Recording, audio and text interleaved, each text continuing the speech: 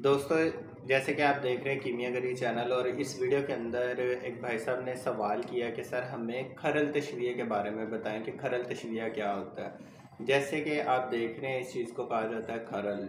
Mostly लोग सारे जानते हैं क्योंकि वो लोग चैनल देखते हैं जिनको पहले से ही काफ़ी ज़्यादा मालूमात होती है। खरल तशवीह हम क्यों करते हैं और किन चीज़ों के लिए इसको किया जाता है, तो सबसे पहले उस चीज़ को समझना ज़रूरी है कि खरल तशवीह किसके लिए किया जाता है। अक्सर हम लोग क्या करते हैं, अक्सीर बनाते हैं या कोई ऐसा तेल बनाते हैं जो कि आगे दूसरी चीज़ों को कायम करता है। फॉर एग्ज़ाम्पल नौशादर का तेल हो गया, कपूर का हो गया, फास्फोरस का हो गया, इस तरह का तेल जो कि दूसरी चीज़ों को जारी करता है या कायम कर देता है। खरल तशवीह के ज़रिए ही उस चीज़ों के लिए हम तशवीह खरल इस्तेमाल करते हैं या खरल तशवीह आप बोल सकते हैं। मोस्टली क्या होता है, आप शिंगरफ को मोम करने के लिए भी खरल तशवीह का इस्तेमाल कर सकते हैं और वर्किया को मोम करने के लिए भी आप खरल तशवीह का इस्तेमाल कर सकते हैं। खरल तशवीह कीमिया के अंदर और साथ ही साथ हिकमत के अंदर बहुत ही अहम पॉइंट है। अगर आप इस चीज़ को देखें, खरल तशवीह में आपकी मुकम्मल चीज़ कायम जारी गवासी बन सकती है अगर आपके पास कोई ऐसा तेल है जो जारी करने की खसूसियत रखता है, लेकिन उसके अंदर अगर इतनी ज़्यादा ताकत भी ना हो कि वो एक बार में ही चीज़ को जारी कर दे, तो उस चीज़ के लिए हम खरल तशवीह का इस्तेमाल करते हैं। अब जो खरल तशवीह है, इसको हमने प्रैक्टिकल कैसे करना है, अमल में कैसे लाना है। फॉर एग्ज़ाम्पल आपके पास अगर शिंगरफ है या वर्किया कोई भी चीज़ है जिसको आप खरल तशवीह करना चाहते हैं, तो आपने खरल के अंदर वो चीज़ डाल लेनी है और इसको खरल कर लेना, जैसे ये पाउडर मेरे पास इस टाइम मौजूद है। अब दूसरी क्या चीज़, हमने किसी तेल का या किसी जड़ी बूटी के पानी का इस्तेमाल करना है जो उस चीज़ को मोम करेगी या जारी करेगी। अब उस जड़ी बूटी का पानी या फिर आपके पास जो भी तेल है जिसको आप समझते हैं कि ये चीज़ों को मोम कर सकता है और जारी वगैरह कर सकता है, उसके आपने थोड़ा सा 1 चम्मच या 2 चम्मच डाल के उसको आपने खरल करना है। अब हर तेल की या हर जड़ी बूटी के पानी की जो मिकदार है वो डिफरेंट होती है। अब ये जो साहिब नुस्खा होते हैं या उस्ताद लोग होते हैं, यही आपको बताते हैं कि आपने ये चीज़ तैयार कर ली है, अब इसमें आपने खरल तशवीह करना। खरल तशवीह क्या है, आपने एक ले लेनी है कढ़ाई जिसके अंदर आपने रेत डाल लेनी है। रेत को आपने चूल्हे के ऊपर रख के गर्म कर लेना है। अब खरल के अंदर आपने अपनी मतलूबा चीज़ डालनी है, डाल के इसको खरल करना है उस पानी के साथ, और जब बिल्कुल हल्की सी नमी रह जाएगी आपने इसको रखना है रेत के ऊपर। रेत के ऊपर रख के आपने इस खरल को खरल करना है साथ साथ, और वो जो पानी है या तेल है उसको आपने खुशक करना है। ये हो गया आपका एक खरल। और एक तशवीह, तशवीह आग के ऊपर करना है। कुछ तशवीह धूप के अंदर भी होते हैं, लेकिन मोस्टली जितने तशवीह हैं वो रेत के अंदर किए जाते हैं। अब रेत के अलावा केरी का भी इस्तेमाल किया जाता है। अब केरी क्या चीज़ होती है, जैसे आप ओपलो को जला लेते हैं, उसके बाद उसका भड़का निकाल देते हैं और जो बुब्बल हल्की सी आग बच जाती है उसको हम लोग केरी भी बोलते हैं। अब एक खरल तशवीह क्या है, एक बार आपने चीज़ को खरल किया अपने मतलूबा तेल या जड़ी बूटी के पानी के साथ, और फिर इसको रेत के ऊपर रख के खुशक कर देना।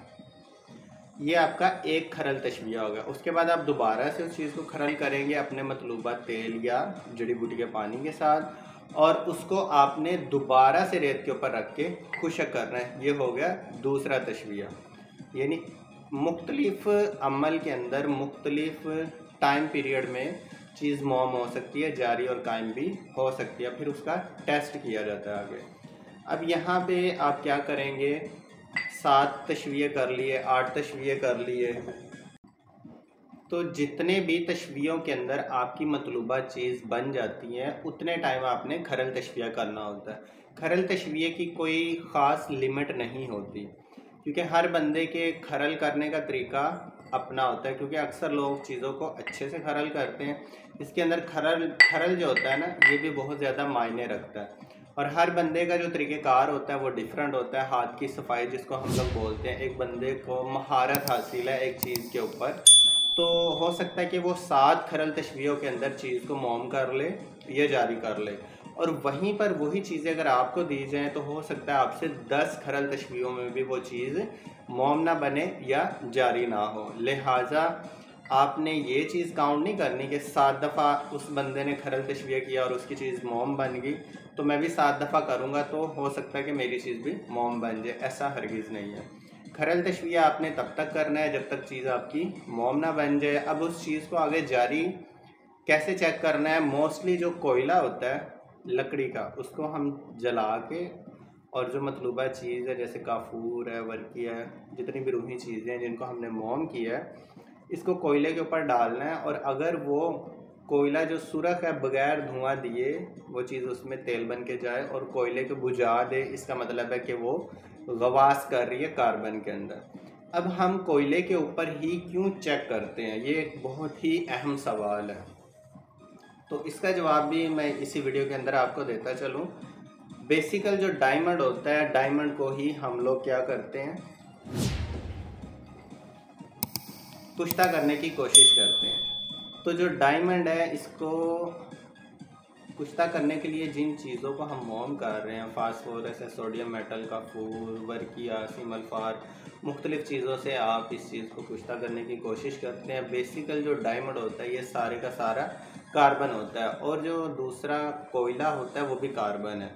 जब आप कोयले के कार्बन को देखें कि आपकी जो चीज़ मोम हुई है ये इसके अंदर गवास कर रही है, इट्स मीन कि ये जो डायमंड का कार्बन है उसके अंदर भी 100% गवास करेगी और अमल करेगी। लिहाजा इसलिए कोयले के ऊपर हम लोग चेक करते हैं।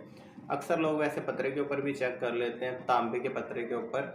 अगर आपकी वर्किया या काफूर वगैरह जो है ये पत्रे के अंदर तेल बन के जाए और उसको पीला कलर करे, तब भी जो चीज़ होती है ये जारी की तरफ चली जाती है। लिहाजा ये एक वीडियो की अहम कि जो खरल तशवीह वो बहुत ही ज़्यादा ज़रूरी है।